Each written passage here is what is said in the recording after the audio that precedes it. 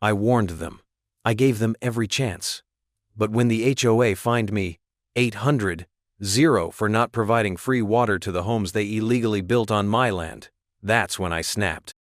I walked into the control center at dawn, keyed in the override on the reservoir floodgate, and watched 2 million gallons of swamp-born vengeance rush downhill like divine retribution. Their cars floated like pool toys. Lawns turned to quicksand. Homes cracked like cheap porcelain. That morning, I gave them water, just not the way they expected. Ever wonder what happens when you pick a fight with the man who literally controls your water supply? I didn't even know they'd built the first 10 until I saw the drone footage. It was a quiet Sunday morning, and I was reviewing some runoff models for the Eastern Ridge Basin, typical hydrology maintenance. I've been the head water manager for the entire Tri-County region for over a decade. Nothing moves through these hills without my signature. Reservoirs, aquifers, irrigation clearances. I've got clearance codes on half the federal databases dealing with water flow in this half of the state. So you can imagine my confusion when I noticed a collection of symmetrical rooftops tucked away in the corner of my eastern parcel, an area I hadn't zoned for a damn thing except controlled native grasslands. At first I thought it was a construction camp, temporary units, maybe a survey team. But as I zoomed in, my stomach turned. Concrete driveways, vinyl fences, mailboxes. The kind of suburban sprawl I'd spent my career regulating and protecting land from. They weren't just squatting. They built a neighborhood. On my land. The next morning, I drove out there myself, maps and deeds stuffed into my passenger seat. The access road was different.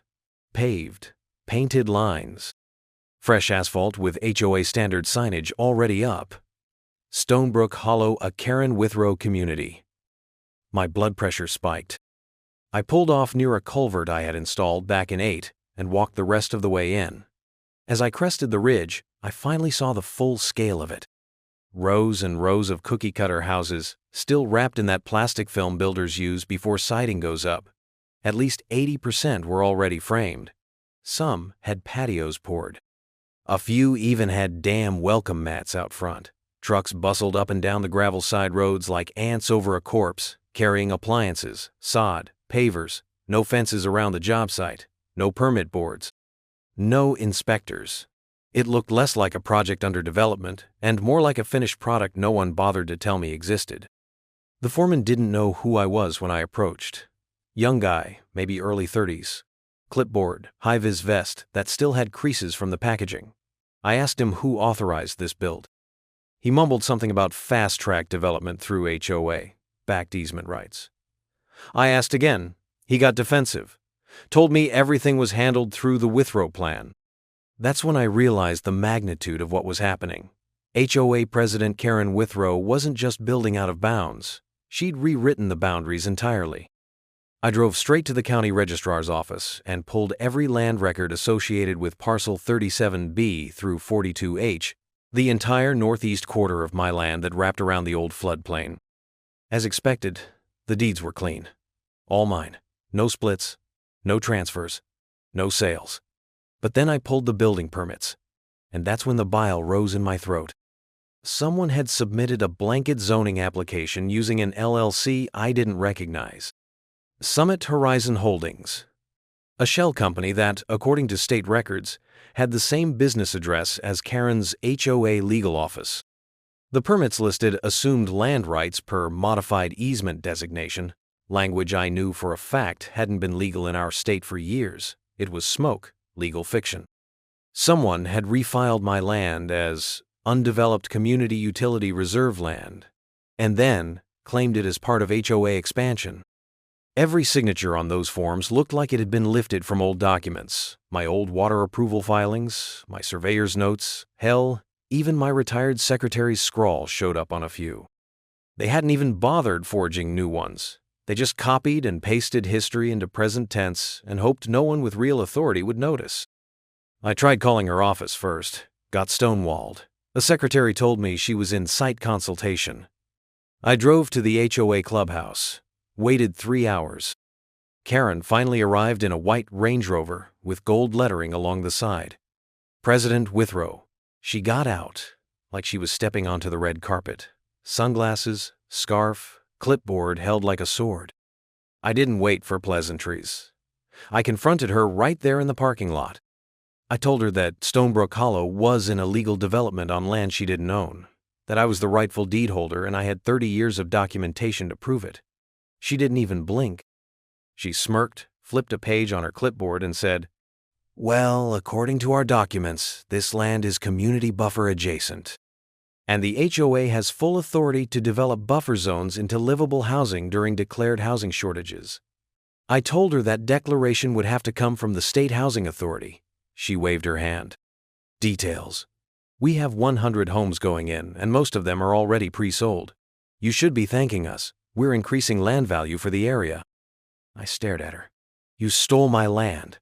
She gave a fake little laugh, the kind people give when they're trying to dismiss you with charm. "Oh, come on. You're the water guy. You have more land than you could possibly use. You didn't even fence it. It looked abandoned." I gritted my teeth. "Because it's protected land. It filters runoff from the upper reservoir and feeds the trout stream. I left it untouched because it needs to be untouched." She cocked her head, as if I'd just spoken a different language. "Well, it's touched now." That was her exact quote. "And you can't exactly untouch it, can you?" Then she walked past me, heels clicking, humming to herself. I tried going through the county commissioner. He stalled, said it was a civil matter. I reminded him of water table liability, erosion liability, and the fact that building on lowland without proper soil reinforcement would result in severe shifting during rainfall. He told me to take it up with the city planner. The city planner referred me to the Development Integrity Office, which turned out to be a mailbox in an empty building downtown. I filed emergency injunctions, cease and desist orders, and flagged every permit under Summit Horizon Holdings. They were all ignored. Why? Because Karen had lined the approval chain with her people. Retired HOA lawyers, former city employees turned consultants, and even a judge who once fined me for refusing to share a retention basin with a golf course HOA 10 years ago. Every legal angle I tried collapsed under the weight of backroom dealings and smug HOA paperwork riddled with buzzwords like livability initiative, buffer reintegration, and community revitalization directive. They didn't just steal my land, they hijacked the system. I started receiving notices from utility companies asking when I planned to hook the homes up to water. I laughed the first time, but they kept coming. HOA representatives even started calling my office, politely requesting access to my municipal scheduling queue to expedite neighborhood integration. The audacity was biblical. That's when I realized this wasn't incompetence. This wasn't a paperwork error or a confused development. This was a full-blown theft, masked as suburban progress, orchestrated by a woman who thought her authority extended as far as her ambition reached. And the worst part? She had numbers. I drove past Stonebrook Hollow a week later, and there were already moving vans pulling up, children playing in the front yards, realtors handing out welcome baskets. The development was alive, built on my stolen soil. I stood at the edge of the gravel access road, dust in my boots, holding a deed that said one thing while the world around me screamed another. This was war, and I hadn't even started fighting yet. I didn't send the demand letter out of anger. I sent it out of principle. 48 pages, notarized, couriered to the HOA legal office, the county zoning board, and the state development council. It laid out every violation in detail: land trespass, unauthorized development, environmental encroachment, fraudulent zoning filings, and false claims of easement authority. Then came the meat, my ultimatum. I demanded the full and immediate demolishment of every unpermitted structure on parcels 37B through 42H, or, in lieu of that, a $30 million restitution payment for illegal land use, environmental remediation, and lifetime infrastructure fees for water management rights. I didn't pull that number out of thin air. I calculated it based on damage to the aquifer system they'd disrupted, runoff redirection costs, silt filtration mitigation, and 50-year amortized infrastructure demand for 100 homes they planned to siphon from my regional grid. It was surgical, rational. I gave them 15 business days to respond before I escalated the matter to state and federal jurisdiction. They responded in 4 days with a cease and desist letter. A thick envelope printed on linen textured legal stationery and signed with the smirking flourish of Karen Withrow herself. It accused me of aggressive development obstruction, intentional disruption of community expansion, and, this was the real kicker, unlawful hoarding of critical water resources in violation of cooperative residential infrastructure standards. I laughed when I read that line. Then I read it again, and slowly, the laughter turned into something colder. It wasn't just absurd, it was strategic. Karen wasn't trying to respond legally. She was trying to flip the narrative to turn me, the actual landowner, into the villain standing in the way of affordable housing access. A week later, I got served in my own office by a young man with an earring and a vape pen. I signed for the package, expecting some new reply to my claim. What I got instead was a lawsuit.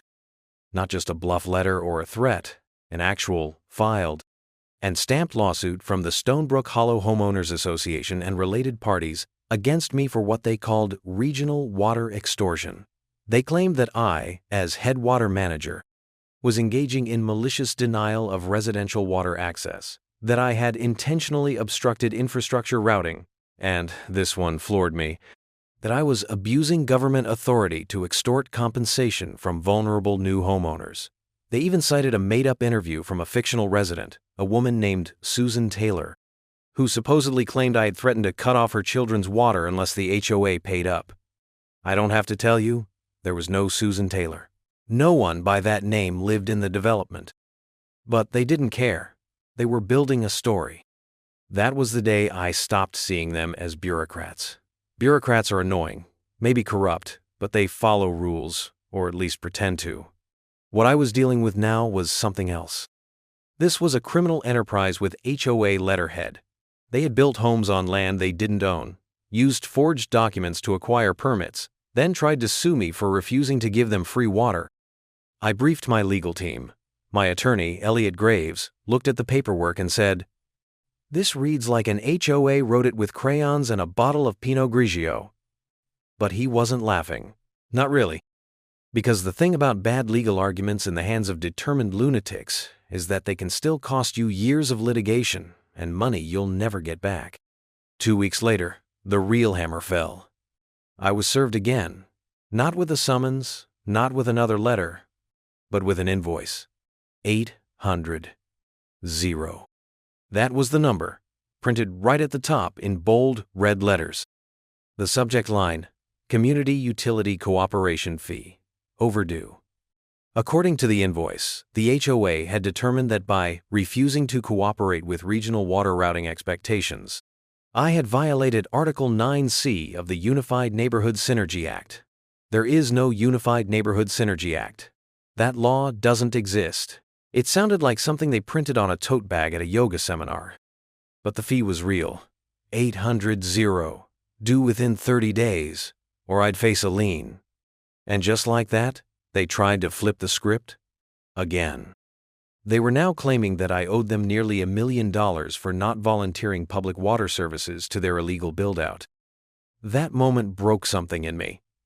Not because I thought they'd win, but because I realized the game they were playing wasn't about winning, it was about wearing me down, exhausting my time, my money, my patience, my reputation. I sat in my office that night, the lights off, that ridiculous invoice sitting in front of me like a ransom note. And I thought about everything. About how I'd spent 20 years building out a responsible, sustainable, regulated system. About how I'd walked this land with surveyor's boots before GPS drones made everything easy. About how I'd given my nights and weekends to emergency flood prep, drought mitigation, runoff studies, and infrastructure reports. I wasn't a bureaucrat. I was a steward. And they'd just slapped me across the face with fake legalese and a bill for 800 like I was some rogue tenant refusing to fix a leaky faucet. That night, I drove out to the upper basin, the one that feeds the old ravine they'd built over. I parked by the maintenance shed and unlocked the perimeter gate, walking in with just a flashlight and the echo of my own boots. The moon was high, the water still. The air smelled like moss and iron. This basin had been my first major project. I'd helped route it myself, back when it was just theoretical, when people said you couldn't reclaim this land. But we had. And now 100 homes sat on top of the marshy throat of a forgotten creek they thought was just excess ground. I stared out over the water, the concrete spillway, the emergency bypass systems I'd helped design, the overfill channels hidden under foliage, like sleeping serpents. And I thought about power. Not the kind in courtrooms or newsletters. Real power. The kind that makes things grow, or makes them disappear. They'd taken my land, turned my title against me, weaponized bureaucracy, and fabricated laws. But there was one law they couldn't fabricate. The law of water. They needed it. I owned it. Every gallon that flowed into that development came from a system I designed, approved, routed, and owned. I didn't need to make threats. I didn't need to break a single law. All I had to do was stop cooperating, withdraw approvals, refuse access, let nature work the rest. But this wasn't about revenge. Not yet. This was about clarity, understanding the stakes, accepting the battlefield. Back in my office, I started pulling everything. Maps, soil reports, erosion forecasts, floodplain overlays. Everything they had ignored when they built on top of old watershed like it was a sandbox. And for the first time, I wasn't preparing a legal case. I was preparing something bigger, a reminder, a correction, because they thought they'd won with ink and bold letters and fraud. But they hadn't touched the one system they couldn't rewrite, the one system that would obey me and only me. Water doesn't negotiate, and I was done playing fair. The decision was surgical. No emotion, no screaming. I filed the order quietly under Regulatory Code 10.17b, a clause tucked deep inside the state's Water Management Charter, a clause I helped write 10 years ago. It allowed the head water manager to temporarily suspend or reroute public water access to any parcel found to be in infrastructural dispute or jurisdictional ambiguity. And thanks to Karen Withrow's tangled web of forged permits and fictional ownership claims, Stonebrook Hollow qualified on both counts. The order passed without objection, no hearing, no debate. I routed the suspension through the Regional Coordination System, logged it under Pending Environmental Compliance Certification, and marked the development's water access flag as Deprioritized Pending Reassessment. In bureaucratic language, that's a surgical kill shot. From that moment forward, no county crews would touch that land. No repairs, no upgrades, no emergency services. I had, with 3 signatures and 1 system update, placed the entire HOA development in a no-flow zone. And the best part? It was all legal. Every drop of water they used from that point forward would have to come from reserve tanks, private contractors, or black market workarounds. And in a region where summers regularly hit 108 degrees. That's not a sustainable model.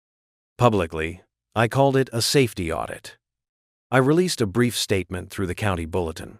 Due to emergent topographical concerns and zoning irregularities, all non-essential water provisioning to Stonebrook Hollow has been temporarily suspended pending a compliance review. I knew exactly how that would sound to them. Like a pause, a bureaucratic hiccup. Something to be handled with a few calls and some polished PR. What they didn't know was that behind the scenes, I wasn't just stopping the flow. I was rearranging the terrain, quietly, precisely. I pulled topographic overlays, dusted off old flood route simulations, and spent my nights poring over runoff models in the quiet hum of my office. Most of the homes sat inside what used to be the low floodplain before the 2008 reservoir reroute. They built slab-on-grade homes on fill dirt packed 6 feet above a dormant basin. I designed that basin. I knew its limits. And I knew what happened when you overburdened the runoff diversion channels and let seasonal overfill spill south instead of east.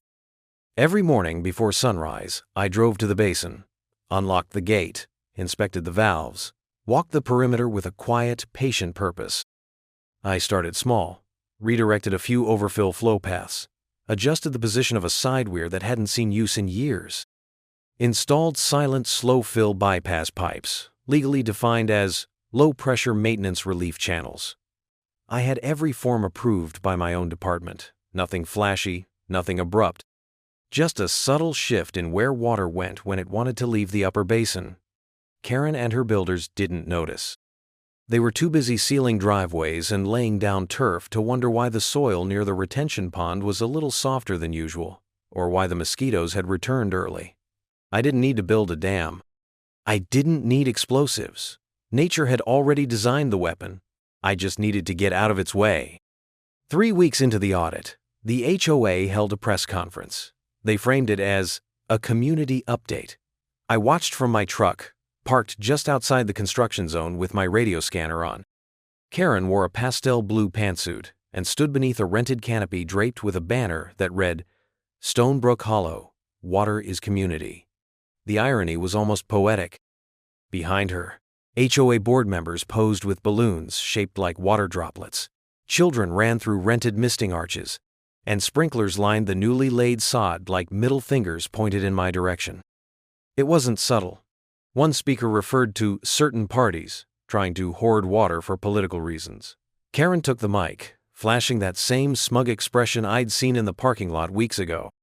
"We will not let obstructionist tactics stand in the way of families building their futures. Stonebrook is a model of modern neighborhood cooperation, and no one, not even someone who thinks they can control nature, will stop us from thriving." She smirked right into the camera and held up a bucket, a red bucket, labeled Water Freedom. Then she dumped it over her own head to cheers and laughter. The clip aired on local news. My phone buzzed with text and voicemails. Most of them were versions of the same sentiment. "You seeing this?" I didn't respond. I didn't need to. I was already 5 steps ahead. Because while Karen was hosting her little mockery parade, I had just finished the final calibration on the old Western spillgate, the one that hadn't been used since before the zoning map got digitized. I'd repressurized the channel, logged a maintenance flush in the system, and set the overflow margins to passive readiness. 1 inch of heavy rain, and the system would trigger on its own. No sabotage. No force. Just physics and gravity doing what they were always meant to do. Still, I gave her one more chance. One more warning. I mailed it certified, stamped, and signed. Final advisory. Continued unauthorized development atop basin runoff zone. 4 poses critical environmental risk. Water provisioning remains suspended pending full compliance and remediation. Unauthorized retention adjustments may violate state ordinance. It arrived 2 days after her water balloon performance. She didn't even read it. One of her aides posted a picture of the unopened letter to the HOA's social feed, captioned, "Another bedtime story from the water goblin." That was the moment I stopped caring if she understood. She had drawn her line in turf and sprinklers. I had drawn mine in soil, pressure valves, and hydrostatic leverage. At night, I walked the creek bed behind their development, where the tall reeds still whispered warnings into the breeze. I measured the sediment level in the old catchment troughs. I cataloged every slight shift in waterline and logged rainfall projections into a custom script I'd written back in grad school. I was no longer preparing a case. I was preparing the inevitable. Because in this system, compliance isn't optional. Nature doesn't care about HOA bylaws or architectural review boards. It doesn't care about balloon stunts or developer press statements. When the basin fills and the bypass kicks in, it doesn't ask for permission, it just flows. And the only thing Karen Withrow had done was build her little empire directly in its path. They laughed when the faucets started sputtering, thought it was a glitch. Some homeowners began hauling water in from outside vendors. One even installed a personal well pump, an illegal one, I might add, right over a line I knew would dry by August. Karen told the press it was minor disruption due to regulatory inefficiencies. She even posed for a photo holding a fake bottle of Stonebrook spring water, claiming they were exploring private purification options. But the laughter had started to thin. A few homes already had foundation cracks showing in the basements, subtle ones, but growing. Some yards sagged near the edges. Their storm drain system, designed for flat land, was already backlogged from a light week of rain. And still, they held events. Still, they mocked. Still, they danced on the edge of a cliff they couldn't see. But I could. I saw every inch of it. I had the maps, the models, the runoff overlays, the drone scans. I had patience. I had time. And most of all, I had the water. Not just metaphorically, literally, legally, physically. Flowed, stored, controlled by a grid with my name on every critical access point. They could mock, sue, fine, and parade. But when the reservoir filled past the margin, when the clouds cracked open with early monsoon storming, when the runoff hit the walls they paved over like they were paving over nature itself, they'd find out. Water doesn't forget. And it doesn't forgive. And by then, neither would I. It started before sunrise. Quiet, almost reverent. The air hung thick with humidity, the kind of weight that made your skin itch before the first drop fell. My weather monitor blinked a soft amber warning. 82% saturation, flash storm probable. I didn't smile. I didn't blink. I just got dressed, poured a cup of black coffee, and sat on my porch with the reservoir report spread across my lap like scripture. The upper basin had been steadily filling for weeks. The silent overflows I'd opened had done their job perfectly, backlogged the secondary channel just enough to let it soak into the marsh layer. Nature was reawakening. The sponge below the surface was reaching critical saturation, and all it needed now was the trigger. And like clockwork, it came. At 5:43 a.m., the first drop hit the tin roof like a coin dropped in a donation plate. By 6:01, it was a symphony. Sheets of rain blanketed the ridgeline, pouring into a basin whose outflow margin I had quietly rerouted. Gravity took over. Nothing violent. No dam bursts. No explosions. Just shift. At 6:27 a.m., the first retaining wall at the edge of Stonebrook Hollow gave way. It wasn't even dramatic, just a groan, a subtle collapse. Enough to let about 40 gallons of pressure-saturated runoff slide under the north edge of their model home row. By 6:45, the soil beneath Lot 34 had liquefied into a slurry. The front porch cracked like a popsicle stick under pressure. An SUV in the driveway slipped sideways and vanished into a hole that didn't exist 10 minutes before. Still, no sirens, just confusion. A few early risers stepped out, barefoot, staring at their driveways with slack-jawed disbelief as grass turned to sponge and flower beds floated like rafts. Karen herself was scheduled to give a weekly resilience update at 8 a.m. at the community gazebo. By the time she arrived, late naturally, the gazebo was already tilted 5 degrees to the right, and 3 of the 4 support posts were buckled inward like a crushed soda can. I watched it all unfold through the county drone feed, my access code still very much active. The footage was muted, but the visuals said enough. Lawns collapsing, water bubbling up through foundation cracks, manholes geysering. At 9:12 a.m., a video went viral on social media of a homeowner chasing their above-ground pool as it floated across the neighborhood, crashing into a garage and spilling chlorinated water like a melted popsicle. At 10:04, the first emergency call went out from Stonebrook HOA leadership, not to 911, but to me. I didn't answer. They left a voicemail. "We have a situation. Please return our call immediately." It was Karen's voice, quieter than usual, less smug, more desperate. By noon, 27 homes had registered foundational failures. 12 were declared structurally unsafe by fire marshals. 5 had flooded all the way up to the second floor. One house, Lot 46, had collapsed entirely into the ground, splitting clean down the middle like a wet piece of toast. Nobody was hurt, thank God. But the HOA's perfect little village was now a swamp. And suddenly, everyone remembered the warnings they'd laughed at, the ones they'd ignored, the man they'd mocked. City inspectors arrived by mid-afternoon. Surveyors followed. Then the insurance agents. By 5 p.m., one by one, every single homeowner in Stonebrook Hollow received the same notice: coverage denied.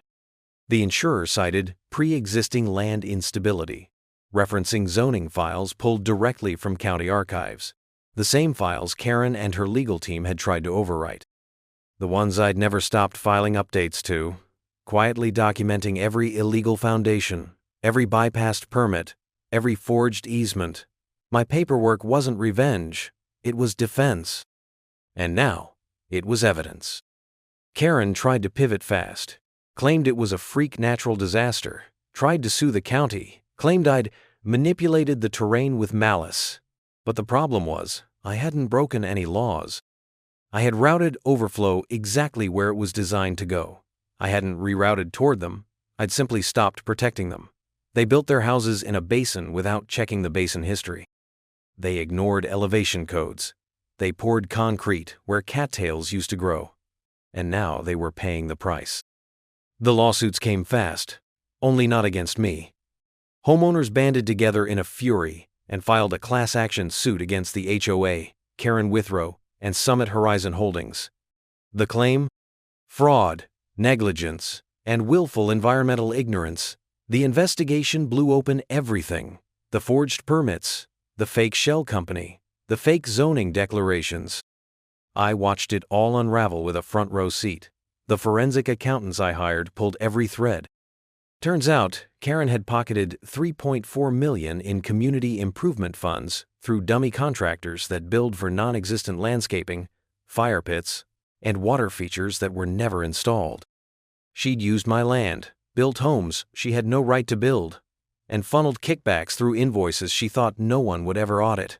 Now it was all public. My countersuit went in next. Civil Claim 119F. Illegal land use, environmental sabotage, misrepresentation of municipal contracts, and malicious legal harassment. I didn't aim small. I asked for $5 million. They countered with $250. Zero. My attorney, Elliot, laughed so hard he had to put the phone down. We settled at $2 million, cash payment, no NDA. I didn't want silence. I wanted precedent. Part of the settlement agreement included full relinquishment of development rights for Stonebrook Hollow. The entire neighborhood was officially declared a protected wetland conservation area, its legal designation permanently altered and transferred under state stewardship, with me appointed as its managing conservator. Every home that survived was slated for relocation or demolition. The few families that remained were offered relocation assistance by the state, and the land would be repurposed for hydrological research, wildlife restoration, and long-term marsh rehabilitation. And the HOA? Dissolved. Charter revoked. Bank accounts frozen. Karen? Indicted. Not just for fraud, but for environmental misrepresentation, illegal land occupation, and forging regulatory signatures. The state attorney general held a press conference flanked by county officials and environmental experts. The words "unprecedented abuse of authority" made every major paper. Her mugshot made the front page. The same woman who once dumped a bucket of water on her own head to mock me was now staring blankly into a booking camera with rain-streaked mascara and a bail number pinned to her chest. I didn't attend her hearing. I didn't need to. I already had my closure. Instead, I sat on my porch, boots crossed, a fresh mug of black coffee steaming in my hand. The morning was quiet, the kind of quiet that feels earned. The swamp sang softly, frogs croaking in unison, dragonflies skimming the water's edge, and a breeze rustling through cattails that had grown back taller than a man. I watched as two kids from the relocation team set up a trail marker near where Lot 21 used to be. A spotted frog leapt from the porch step and splashed into the shallow pool, where a Range Rover had once sat stuck-axled deep in clay. Some might say it was vengeance. I disagree. This was restoration. This land never wanted to be a suburb. It wanted to breathe. And now, finally, it could. I sipped my coffee and leaned back into the creaking wood of my chair, letting the morning sun warm the scars of a battle fought with permits, pipes, and patience. Not every war needs fire. Some just need rain, and someone who knows where to let it flow.